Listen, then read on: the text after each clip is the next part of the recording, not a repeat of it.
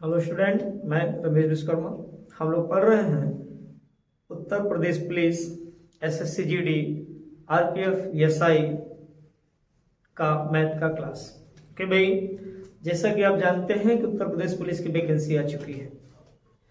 60,244 पद है, एक अच्छी खासी वैकेंसी है। तो इसमें थोड़ा सा मेहनत करने की जरूरत है और इसमें मैथ 19 से 20 क्वेश्चन आते हैं। उसके लिए आप तैयारी कस लें और मैथ से ही जो है आपके जीएस वाले पार्ट में जो मिस्टेक होती है उसको कवर करेगा, ये ध्यान रहे। ठीक है भाई, इतना दिमाग में रखे रहिए। मैथ के क्वेश्चन बहुत टफ नहीं आते हैं, अभी तक तो नहीं आए हैं, आगे भी बहुत आसान नहीं है टफ आने के, लेकिन हम संभावनाओं से इनकार नहीं कर सकते। क्वेश्चन टेढ़ा हो सकता है, इसके लिए अपनी तैयारी को कंप्लीट रखें। ओके, तैयारी में कोई ढिलंगाई ना बरतें, क्योंकि तैयारी में ढीलापन आपको नुकसान दे सकता है। ध्यान रहे, एकदम तैयारी पर जम जाएं। और देखो भाई, सिंप्लीफिकेशन से क्वेश्चन कम से कम, परसेंटेज से, प्रॉफिट लॉस से, डिस्काउंट से, ऐसा होता है। और 10 दशमलव मतलब दशमलव से एक क्वेश्चन आ जाएगा, नंबर सिस्टम से 2 क्वेश्चन आ जाएगा।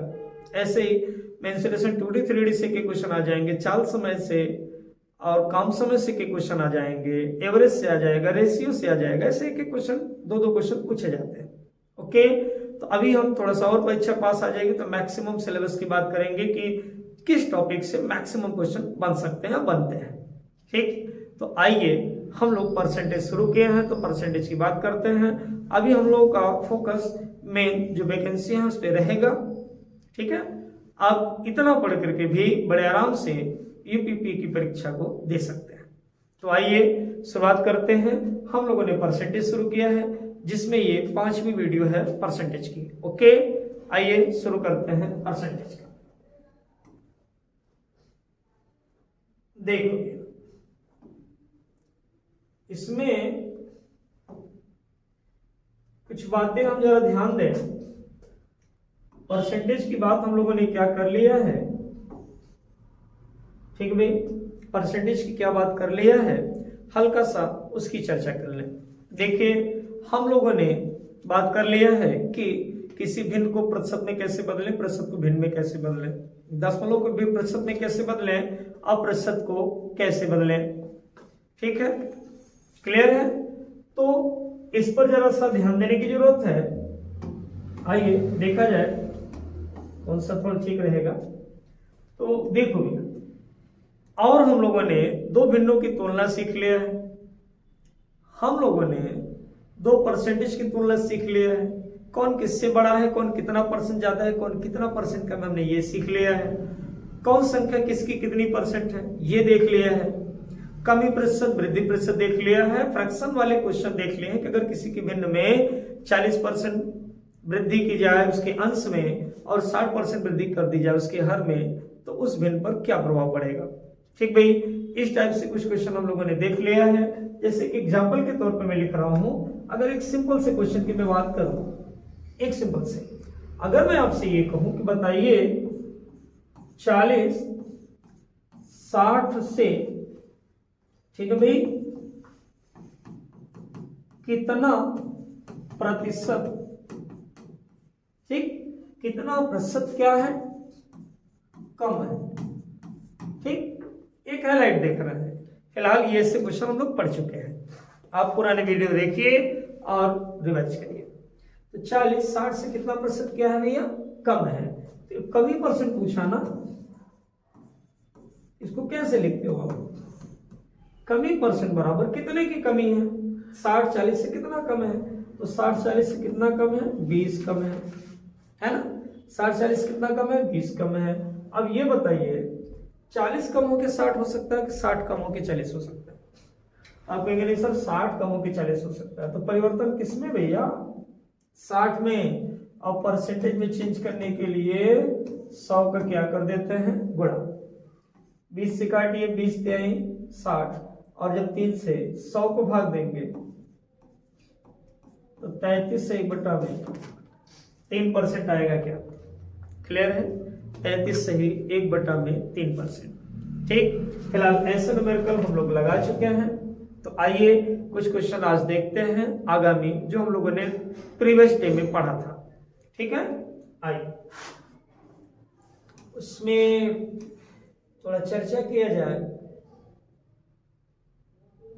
देखिए, इस क्वेश्चन की चर्चा हम लोग कर चुके हैं एक बार, तो थोड़ा सा एक आध क्वेश्चन बाकी रह गया, तो मुझे लगा कि आपको एक आध क्वेश्चन और लगवाना चाहिए। ठीक है, एक आध क्वेश्चन और लगवाना चाहिए, तो उसमें जो है एक आध क्वेश्चन हम लोग देख लेते हैं। जरा देखिए, एक परीक्षा में उत्तीर्ण होने के लिए 36% अंकों की आवश्यकता थी, यानी कोई लड़का 36% अंक पाएगा तो पास हो जाएगा, है ना भाई। एक छात्र जिसने 20% अंक हासिल किया और 12 अंकों से क्या हो गया, अनुत्तीर्ण घोषित कर दिया गया। तो बताइए परीक्षा का पूर्णांक क्या था। ठीक है भाई, तो बताइए परीक्षा का पूर्णांक क्या था। समझ पा रहे हैं। तो वो लड़का देखिए पाता कितना है, 36%, है ना भाई। एक परीक्षा में इतना, तो छात्र 36% अंक पाता है, आवश्यकता थी, सॉरी, एक परीक्षा में उत्तीर्ण होने के लिए 36% अंकों की क्या थी, आवश्यकता थी। और छात्र पाता कितना है, 20%, और 12 अंकों से क्या हो जाता है, फेल हो जाता है। समझ पा रहे हैं, 12 अंकों से वो फेल हो जाता है। तो हमसे कह रहे हैं कि परीक्षा का पूर्णांक बताइए। अगर हम यूं ही डिटेल में लगाएं, अब मान लें कि माना, ध्यान दीजिएगा, माना परीक्षा का पूर्णांक क्या है भाई, x। ठीक, तो x का अगर कोई 36% पा जाएगा तो क्या हो जाएगा, पास हो जाएगा। जितना भी पूर्णांक उसका 36% अगर कोई पा जाएगा तो क्या हो जाएगा, पास हो जाएगा। और देखिए एक लड़का कितना नंबर पाया है भैया, 20%, यानी पूरे पूर्णांक का कितना पाया है, 20%। यह का 36% पाना चाहिए पास होने के लिए, वो पूरे पूर्णांक कितना पाया है, 20%। अब 12 अंकों से क्या हो गया, अनुत्तीर्ण घोषित हो गया। क्या डिटेल में लगा रहा हूं। तो अगर हम इसे 12 अंक दे दें तो क्या ये उत्तीर्ण हो जाएगा क्या। यहां देखिए उत्तीर्ण होने के लिए इतने नंबर चाहिए, और यहां उत्तीर्ण होने के लिए इतने नंबर चाहिए। 20% पाया, 12 नंबर से फेल हुआ है। ठीक है, तो क्या ये दोनों ही नंबर इक्वल होंगे क्या, x का 36% बराबर होगा x का 20% प्लस 12। ओके, ध्यान दीजिएगा।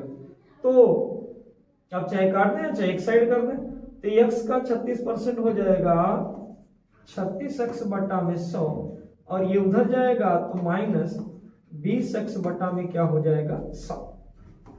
अब बराबर क्या है भाई, 12 है।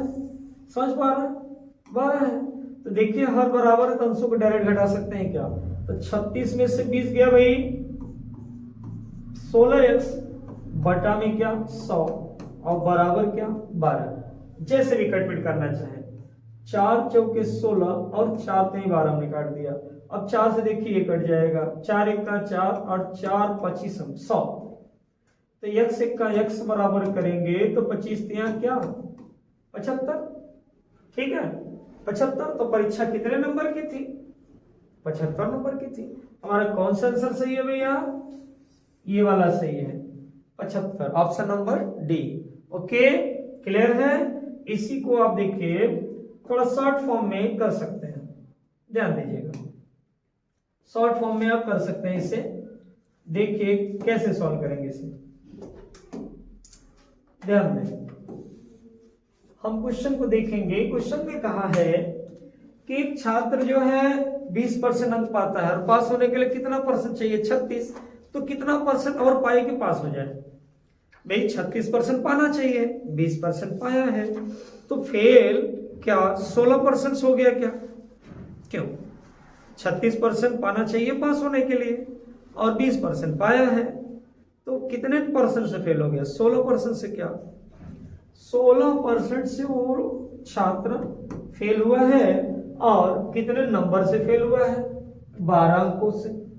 क्या ये 16% 12 अंक को इंडिकेट करता है क्या, बिल्कुल, काट दीजिए। 4 चौक 16 और 4 3 12। अब आप जानते हो परीक्षा का पूर्णांक हमेशा कितना होता है 100%। तो इससे आपको 100 बढ़ाना है तो क्या 25 का गुणा कर दें, क्या 25 चौका 100 और ये 25 तेइया 75। समझ पा रहा है? 25 का गुणा दोनों साइड के, क्यों? क्योंकि मुझे पूर्णांक चाहिए। पूर्णांक कितना परसेंट होता है 100%। तो 25 का गुणा दोनों में करिए, 25 चौका 100 और 25 तेइया 75। तो आंसर हमारा हो गया क्या 75। केवल 2 लाइन में इस क्वेश्चन को सॉल्व कर सकते हैं आप। ओके, क्लियर है बात? आइए नेक्स्ट क्वेश्चन देखा जाए। अगला क्वेश्चन देखिए,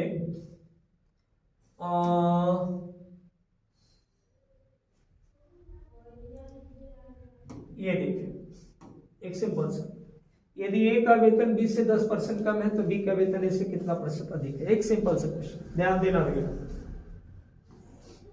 2 लोग हैं ए बी, तो ए का वेतन बी से कितना परसेंट कम है 10।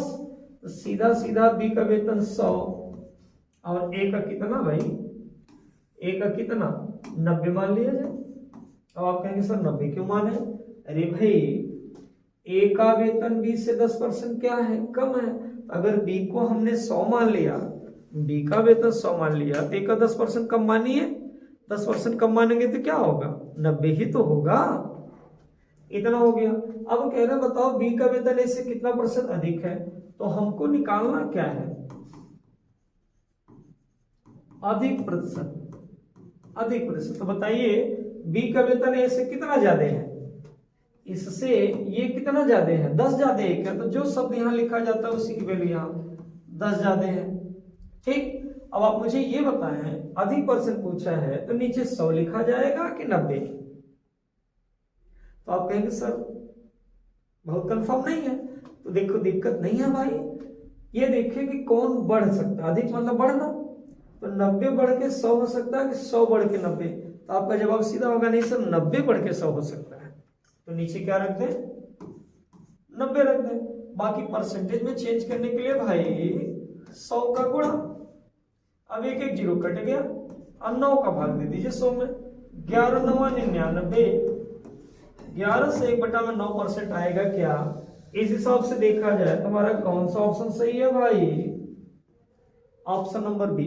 ओके, क्लियर है? 11 सही 1/9% आंसर। ओके, आइए नेक्स्ट क्वेश्चन देखा जाए। अगला देखिए, बोलने वाले ही देखते हैं।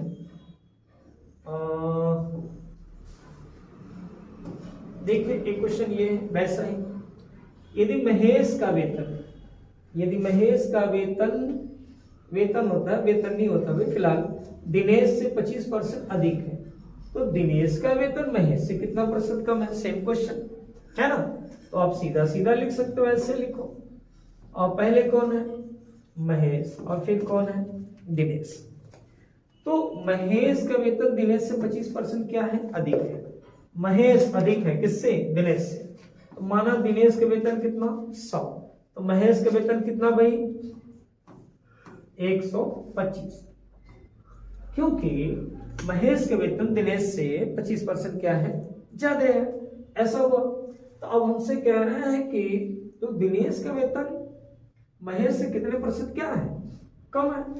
दिनेश का वेतन महेश से कितने % क्या है कम है। तो भाई अब हमसे कमी % पूछ रहे हैं। ये बताइए 100 125 से कितना कम है। तो आपको भी सर 25 कम है, 25 ऊपर लिखे। अब बात आती है नीचे क्या लिखे। तो भैया कमी निकालनी है ना, 125 कम होके 100 हो सकता है कि 100 कम होके 125 होगा। तो आपका जवाब होगा नहीं सर 125 कम होकर के 100 हो सकता है। तो संभावना किस में, संभावना किस में 125 में। बाकी परसेंटेज में चेंज करने के लिए 100 का गुणा, 25 1 का 25, 25 5 100, 5 से काटिए कितनी बार में कट गया भाई 20%। हमारा जवाब 20% होना चाहिए। ओके, हमारा जवाब ठीक भाई, क्लियर है ये 20% फाइनल। ठीक, आशा करते हैं आपको समझ आया होगा। तो आप ऐसे कई क्वेश्चन बना सकते हैं। जैसे कोई कहे कि रमेश की सैलरी महेश से 25% ज्यादा है, तो बताइए महेश की सैलरी रमेश से कितने परसेंट कम है? बड़े आसानी से सिंपल तरीके से हम लगा सकते हैं विदाउट फॉर्मूला। आइए नेक्स्ट क्वेश्चन देखा जाए।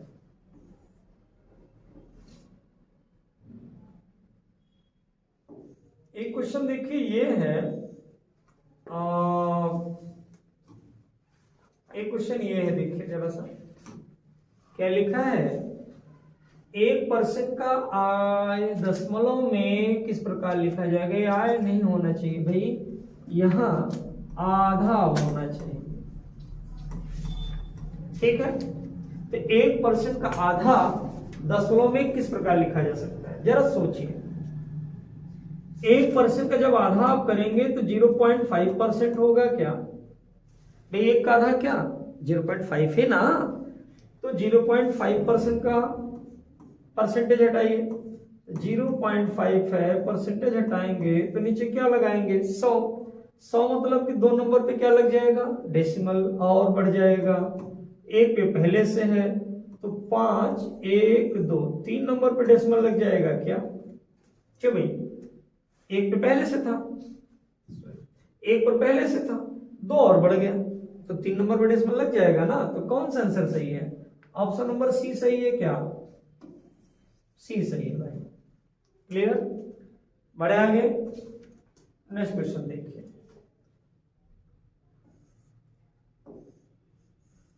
एक क्वेश्चन है इसमें, एक क्वेश्चन देखिए जरा सा, ये क्या कह रहा है? P प्लस क्यू का 15%, A माइनस बी का 25%, तो B का कितना प्रतिशत A के बराबर है? इस क्वेश्चन में भी कुछ मिस्टेक लग रही है। यहां मेरे हिसाब से यहां A और B होना चाहिए, A प्लस B, क्योंकि P और Q का कोई रिलेशन ही नहीं बनेगा A और B से, ठीक है। तो A प्लस B का 15%, तो मैं लिख रहा हूं, ध्यान दीजिए। A प्लस B का कितना परसेंट भैया? 15%। किसके बराबर है? A माइनस B के 25% के बराबर है। A प्लस B का माने गुणा 15%, A माइनस B के 25% के बराबर है। परसेंटेज हटाइए, 5 3 15, 5 5 25 करिए, 3 का अंदर गुणा करिए, A हो जाएगा 3A प्लस 3B, और 5 के अंदर गुणा करिए 5A माइनस 5B। ओके, तो 5 अपनी जगह पे, 3 इधर लाइए तो क्या 2A बचेगा क्या? और ये 5 इधर जाएगा तो क्या 8B हो जाएगा क्या? ठीक भाई, 2 1 का 2, 2 चौके 8, तो A रेशियो B हमें क्या मिला? 4 रेशियो क्या 1, 2 1 का 2, 2 चौके 8, तो A का मान क्या है? 4, और B का मान क्या है? 1। इतना मिला। अब हम देखेंगे कि क्वेश्चन हमसे पूछा क्या है। हमसे क्वेश्चन में पूछ रहा है कि B का कितना प्रतिशत A के बराबर है? B का, ठीक भाई, तो जिसका कहे उससे नीचे लिख दें। B का क्या मान है? 1 है ना, B का 1 है, तो B का A कितना है? इतना। कितना परसेंट? वैसे भी A B का 4 गुना है, तो 400% इसका आंसर आएगा, ठीक। A B का 4 गुना है तो 400%। फिर भी हम लोग सॉल्व कर रहे हैं, तो ये हो जाएगा 400%। ओके, कौन सा ऑप्शन सही? ऑप्शन नंबर बी सही। क्लियर है भाई? समझ में आ रही है बातें? आइए अगला क्वेश्चन देखते हैं। अगला देखिए, कुछ ऐसा ही क्वेश्चन, जरा ये देखा जाए ये क्या है। ये क्वेश्चन कह रहा है 2 संख्याओं का अंतर उनके योग का 15% है। तो बड़ी संख्या तक छोटी संख्या में अनुपात बताइए, है ना भाई। 2 संख्याओं का अंतर, तो मुझे नहीं पता है कि 2 संख्याएं कौन है, तो मान लेते हैं मानव संख्याएं A और कौन है B। तो 2 संख्याओं का अंतर, ठीक, अंतर उनके योग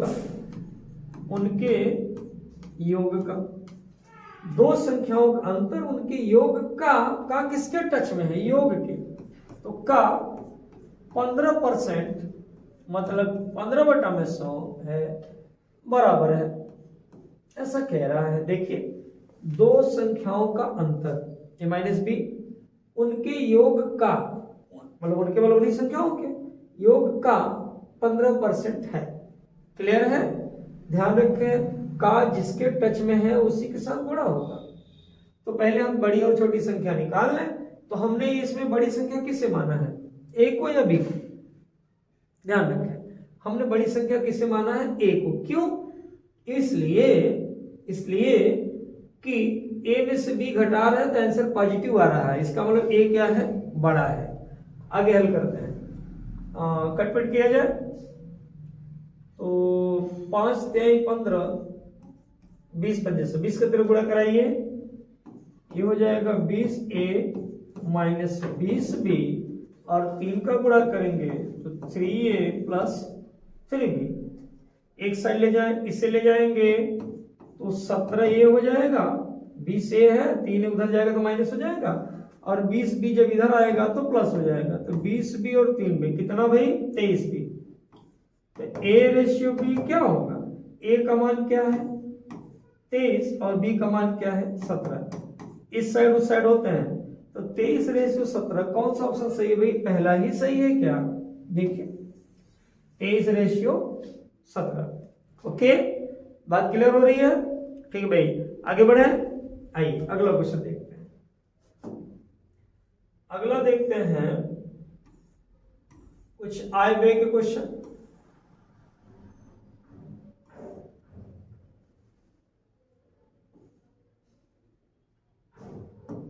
देखिए क्वेश्चन ये है, देखा जाए ये आय तथा व्यय पर आधारित क्वेश्चन है भाई। 2-4 नंबर के लगाएंगे एकदम आप श्योर हो जाएंगे कि हाँ मैं लगा लूंगा। एक व्यक्ति अपनी आय का 75% क्या करता है, खर्च करता है। यदि व्यक्ति की आय 20% बढ़ जाए तथा व्यय 10% बढ़ जाए, दोनों बढ़ जाए, तो बचत में कितने प्रतिशत का परिवर्तन होगा, ये हमसे पूछे हैं। ठीक है भाई, तो कह रहे हैं एक व्यक्ति की आय कितनी है, जितने भी है 75% क्या करता है, खर्च करता है। तो देखोगे इसे हम कई तरीके से लगा सकते हैं। पहले डिटेल में प्रयास करना, व्यक्ति अपनी आय का 75% क्या करता है, खर्च करता है। तो ध्यान दीजिए आय व्यय और बचत, ये 3 बातें होती हैं। तो आय में से व्यय घटाने पर क्या आता है, बचत। मेरे कहने का मतलब है जितने की हम लोग की कमाई होती है, आय होती है, उसमें से खर्च घटा दीजिए। ठीक से लिखिएगा थोड़ा सा, नहीं आ रहा देखा जाए भाई। देखिए क्वेश्चन क्या है, एक व्यक्ति अपनी आय का 75% खर्च करता है। यदि व्यक्ति की आय 20% बढ़ जाए तथा व्यय भी 10% बढ़ जाए, बढ़ाता है या बढ़ जाए की बात है, तो बचत में प्रतिशत परिवर्तन ज्ञात करिए, यानी बचत में कितने प्रतिशत का परिवर्तन होता है, ऐसा हमसे पूछ रहे हैं। ठीक है, तो ध्यान दें आय फिर व्यय और फिर लास्ट में क्या, बचत। ठीक है भाई, लास्ट में क्या हो जाती है, बचत हो जाती है। ध्यान दीजिएगा, तो आय में से जब आप व्यय घटाते हो तो क्या आता है, बचत। ध्यान दीजिए, तो ये व्यक्ति 75% क्या करता है, खर्च करता है। तो भाई अगर ये व्यक्ति 75% खर्च करता है तो निश्चित तौर पे 25% बचाता भी होगा। तो आप 100 मान के कर सकते हो, डायरेक्ट व्यवस्था भी कर सकते हो। तो पहले एक मेथड से देखते हैं। माना उस व्यक्ति की आय कितनी थी, 100, जिसमें से 75% क्या कर देता है, खर्च कर देता है। 100 को 75% कितना होगा, 75 रुपया। तो बचत कितनी हुई, 25। क्लियर है? अब कह रहे हैं यदि व्यक्ति की आय 20% क्या हो जाए, बढ़ जाए, तो आय अभी कितनी है, 100, 20% बढ़ जाएगी कितनी हो जाएगी, 120। ठीक है, और व्यय 10% बढ़ जाए तो व्यय का 10% निकालिए, निकालना पड़ेगा भाई। तो 75 का जब आप 10% निकालेंगे, ठीक है, तो 7.5 आएगा क्या? क्यों भाई? तो आ जाएगा 7.5। क्वेश्चन को थोड़ा सा लगाने का तरीका सीखें। तो अगर ये 7.5 आएगा तो यानी 7.5 रुपया बढ़ गया, तो 75 में आप 7.5 रुपया जोड़ दीजिए, कितना हो जाएगा? 82 रुपया हो जाएगा क्या? 82.5। क्यों भाई? 75 में जोड़िए 0.5, 7 5 12, ये 82 रुपया हो जाएगा 0.5। क्लियर है? अब देखिए, अब कितना बचा भाई? तो आय में से व्यय घटाने पर ही बचत आता है, तो आय में से व्यय घटाइए, तो 120, मैं रफ वर्क लिख रहा हूं, वैसे भी हम लोग डायरेक्ट घटा सकते हैं। 82 5, 10 में से 5 गया 5, यहां बचा 9 में से 2 गया 7, 11 बचा 1, 11 में से 8 गया 3, क्या 37 रुपया 50 पैसा आया क्या? क्यों भाई? तो हमें मिला क्या? 37.5 कितना मिला? तो बचत में कितने प्रतिशत का परिवर्तन हुआ भैया? पहले 25 रुपया बचाता था, अब 37.5 रुपया बचाता है, तो घटाने से पता चलेगा 7 में से 5 गया 2, 1, 12.5 रुपये का एक्स्ट्रा वृद्धि हो गई क्या बचत में? तो इसी को हमसे कहे हैं कि परसेंटेज में बता दो, परसेंटेज में बता दो, है ना भाई? तो बचत में प्रतिशत परिवर्तन, जरा ध्यान दें, तो कितने का परिवर्तन हुआ? 12.5 का। 25 परिवर्तित होकर के 37.5 हुआ है, या 37.5 परिवर्तित होकर 25 हुआ है? तो आप कहेंगे नहीं सर, 25 परिवर्तित होकर 37.5 हुआ है, तो संभावना तो इसमें न है 25, और परसेंटेज में चेंज करने के लिए 100 का गुणा, 25 चौका 100, 4 पंजे 20, 12 चौक 48 और 2 50। क्या 50% का परिवर्तन हुआ क्या? समझ पा रहे मेरी बात को? क्या ये बात अच्छे से क्लियर हुई? ठीक भाई, तो 50% हमारा ये जवाब हुआ, है ना? 50%। लेकिन इस क्वेश्चन को हम थोड़ा सा और शॉर्ट में लगा सकते हैं। देखिए, थोड़ा पेज चेंज करके देखते हैं, देखा जाए इस पे कैसा रहता है।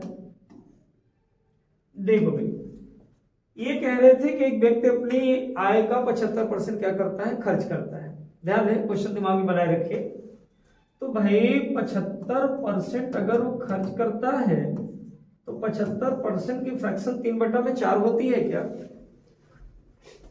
75/100, 25 से काटे 25 या 75, 25 होगा 100, तो 75% की फ्रैक्शन 3/4 होती है। इसका मतलब व्यक्ति 400 रुपया कमाता है, 300 रुपया खर्च करता है, तो बचाता कितना है भैया? 100 रुपया। समझिएगा, ये आय, ये व्यय, और ये क्या? बचत। आय माइनस व्यय बराबर बचत। क्या ये बात क्लियर? अब कह रहे हैं यदि व्यक्ति की आय में कितने परसेंट की वृद्धि कर दी जाए भाई? जरा देख लिया जाए क्वेश्चन। आय 20% बढ़ाना है और व्यय 10% बढ़ाना है, ठीक है? आय 20% बढ़ाना है, व्यय 10%। तो जब इसका 20% बढ़ाएंगे तो कितना बढ़ जाएगा भैया? 80। 400 का 20% कितना होता है? 80। तो इसकी आय कितनी हो जाएगी? 480। और व्यय आपको कितना बढ़ाना है? 10%। तो 300 का 10% कितना होगा? 30 होगा। तो व्यय इसका कितना हो जाएगा? 330। समझ पा रहे हैं? अब आप घटाइए, कमाई में से खर्च को घटाइए, तो 0 में से 0 गया 0। अब चाहे तो बराबर कर दें, कोई दिक्कत थोड़ी है। 0, 8 में से 3 गया क्या? 5, और 4 में से 3 गया क्या? 1। क्लियर है? कितने का परिवर्तन हुआ? 50 का। 100 रुपया पहले बचाता था, अब कितना बचाता है? 150 बचाता है क्या? क्यों भाई? 100 रुपया पहले बचाता था, अब कितना बचा रहा है? 150। तो कितने की बचत में वृद्धि हो गई? 50 रुपए की। कितने पर? 100 पर न 50। तो यही आप आंसर भी कह सकते हैं, क्योंकि बात 100 पर थी। क्या ये बात क्लियर हुई? अच्छे समझ में आ जानी चाहिए भाई। ओके, आइए कुछ नेक्स्ट क्वेश्चन देखते हैं।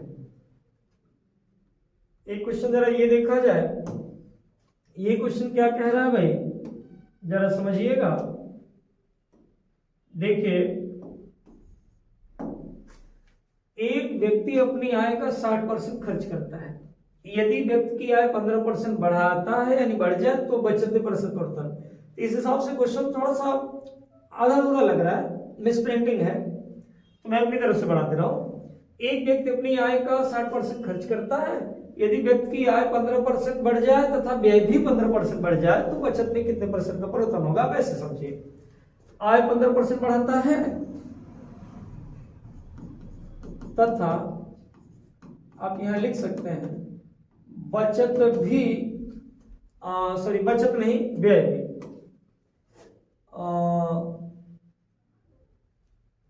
ध्यान दीजिएगा, तथा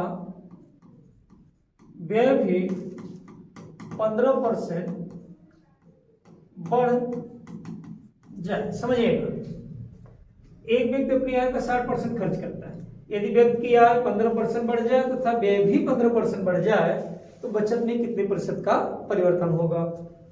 तो फिर वही बात भाई, आय,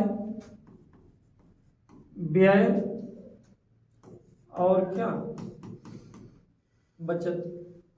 समझिएगा जरा सा, क्लियर है, दिख तो रहा है, सही है। तो देखो भाई, 60% क्या करता है, ये खर्च करता है, तो पहले 60% की फ्रैक्शन लिखिए ना भाई, 3/5 होगी क्या, 60% की फ्रैक्शन 3/5 होगी। क्लियर है, समझ में आ रहा है। आप यहां लिख सकते हो, अगर क्लियर नहीं होगा तो 60% की फ्रैक्शन क्या होगी, 3/में 60/100 करिए, 20 3 60 20 पंजे 100, यानी व्यक्ति की कमाई कितनी है 500, खर्च कितना करता है 300, सैकड़े में मानिए ताकि परसेंटेज निकालने में आराम रहे। तो बचत कितना करेगा 200, 500 कमाने वाला 300 खर्च कर रहा है तो 200 की बचत कर रहा है कि नहीं। अब आइए, यदि आय 15% बढ़ जाए तो 500 का 15% कितना होगा 75। भाई 15/100 करेंगे, 2 0 कट जाएगा, 15 पर 75, आप निकाल लीजिएगा। अब व्यय भी 15% बढ़ा रहा है तो 15 3 45, ठीक। तो ये कमाई कितनी हो गई 575, व्यय कितना हो गया 345, ठीक भाई। तो बचत क्या आई भाई, 5 में से 5 गया 0, 7 में से 4 गया 3 और 5 में से 3 गया 2, 230। समझ रहे हैं। तो परिवर्तन कितने का हुआ भाई 30 का हुआ क्या। तो जब परिवर्तन 30 का हुआ, समझिएगा, तो बड़े आसानी से हम प्रतिशत परिवर्तन निकाल सकते हैं। प्रतिशत परिवर्तन किसमें, प्रतिशत परिवर्तन बचत में, प्रतिशत परिवर्तन कितने का परिवर्तन हुआ 30 का। नीचे 200 परिवर्तित होकर 230 हुआ कि 230 परिवर्तित होकर 200 हुआ, तो 200 परिवर्तित होकर ना 230 हुआ। नीचे क्या 200 और गुणित 100, ऐसे 2 0 यहां से काट दें, 2 से काटेंगे तो 15 आएगा, यानी 15% हमारा जवाब होगा। ओके, कौन सा ऑप्शन सही है, ऑप्शन नंबर सी सही है भाई, ठीक है। और ध्यान दें, ये यही क्लियर हो गया था 15%, 200 पर 30 है ना, तो 100 पर कितना बढ़ा 15 ही ना बढ़ा, तो 100 पे 15 बढ़ा मतलब 15% आंसर। ये करने की कोई जरूरत ही नहीं थी। फिलहाल आप प्रैक्टिस करिए जबरदस्त और समझिए, क्वेश्चन को और शॉर्ट में लगाइए। आइए अगला क्वेश्चन देखा जाए, इस टाइप का क्वेश्चन कौन सा है और जो थोड़ा सा दिक्कत कर सकता है। जैसे क्वेश्चन ये देखिए, ये क्या है, ठीक है, इसका ऑप्शन नहीं है, अच्छी बात है, हम लोग लगाएंगे, देखा जाएगा क्या आंसर आ सकता है। एक आदमी अपनी आय का 60% खर्च करता है तथा 400 रुपए की क्या करता है बचत करता है, तो उस आदमी की आय क्या है। देखो भाई सिंपल सा क्वेश्चन, ये 60% क्या करता है खर्च करता है, तो बचाता कितना होगा 40%, और क्वेश्चन में बचत कितना दिया है 400, तो आप सिंपल से कर सकते हैं। 40% किसे इंडिकेट करेगा? 400 रुपए को। क्यों ऐसा मैं कह रहा हूं? 60% वो खर्च करता है तो 40% बचाता है, और रुपए में कितना बचा रहा है? 400, तो 40% किससे इंडिकेट करेगा? 400 को।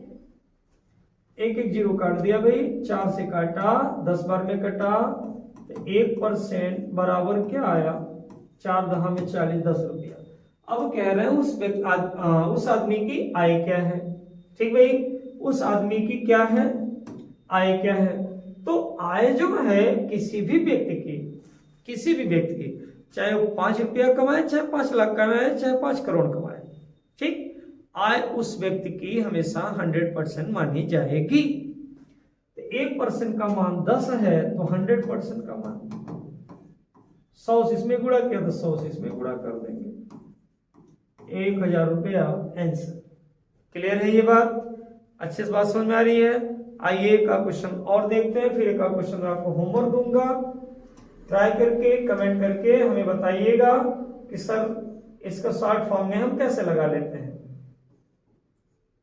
आइए देखा जाए। क्वेश्चन ये है भाई, जरा ध्यान दीजिए।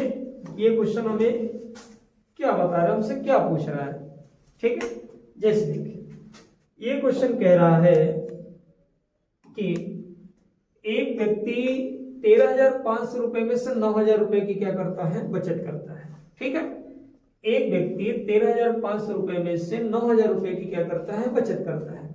यदि आय तथा व्यय में 13% और 9% की वृद्धि हो जाए, तब बचत में कितने प्रतिशत का परिवर्तन होगा? ठीक है, मैं इसे लॉन्ग मेथड से लगा रहा हूं, और आपसे मैं चाहूंगा कि शॉर्टकट मेथड से उसे सॉल्व करके मुझे बताएं कि हाँ सर हमने शॉर्टकट सॉल्व किया है। बाकी अगर आप नहीं बता पाएंगे तो मैं नेक्स्ट टाइम जरूर इसका शॉर्टकट बताऊंगा, ठीक है?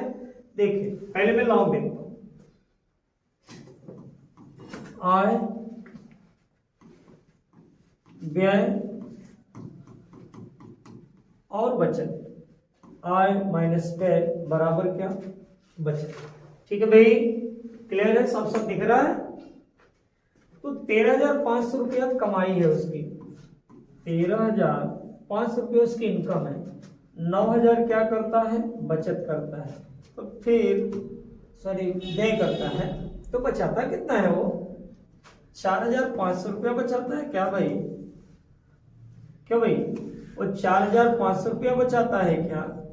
देखिएगा, 0 0 आएगा, 5 आ गए, 13 में से 9 गया 4, ठीक है? अब कह रहे हैं यदि आय तथा व्यय में 13% 9% वृद्धि हो जाए। अब इसमें 13% की वृद्धि करिए। देखिए मैं डिटेल बता रहा हूं, तो 135,000 में 13% की वृद्धि करनी है। 13 पूरे 65 की 5 हासिल लगा 6, 13 तिया 39 और 6 45 की 5 हासिल लगा 4, 13 का 13 4 17, 1755 रुपया बढ़ जाएगा इसकी आय, ठीक भाई? और व्यय में देखते हैं क्या कहा है, एक बार आप मिला लीजिएगा, गलत नहीं होना चाहिए, नहीं तो आंसर सही नहीं आएगा।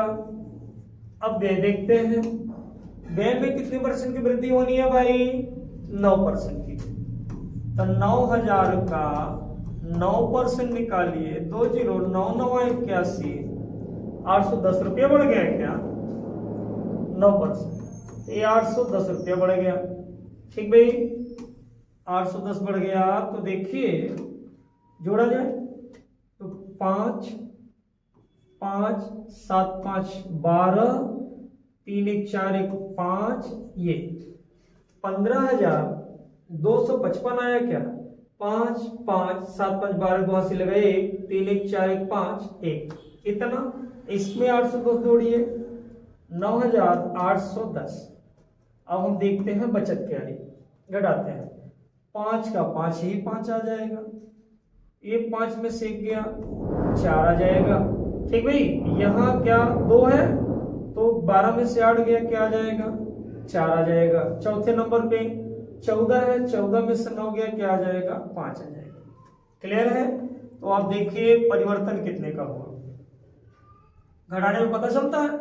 ये आ गया 5 4, और 14 में से 5 गया 9 आएगा क्या? देखिए 14 आ जाएगा, 14 में से 5 जाएगा, क्या आएगा 9, 4 में से आएगा 945 रुपए का परिवर्तन हुआ। अब यही परिवर्तन हमें प्रतिशत में निकाल देना है बचत में, ठीक है भाई।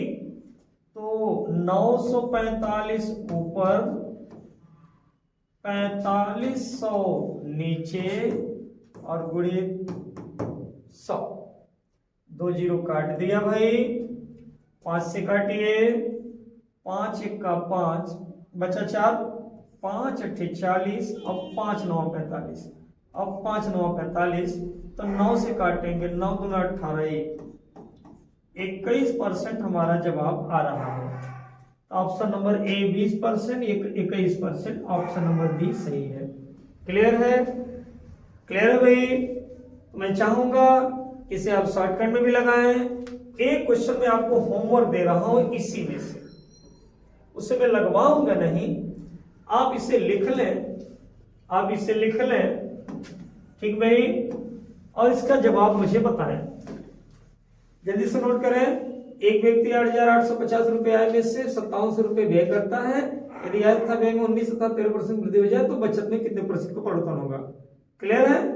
ठीक भाई, तो आप इसे नोट कर लें और कमेंट करके हमें बताएं कि इसका आंसर क्या होगा। फिर कल मिलते हैं, तब तक के लिए जय हिंद।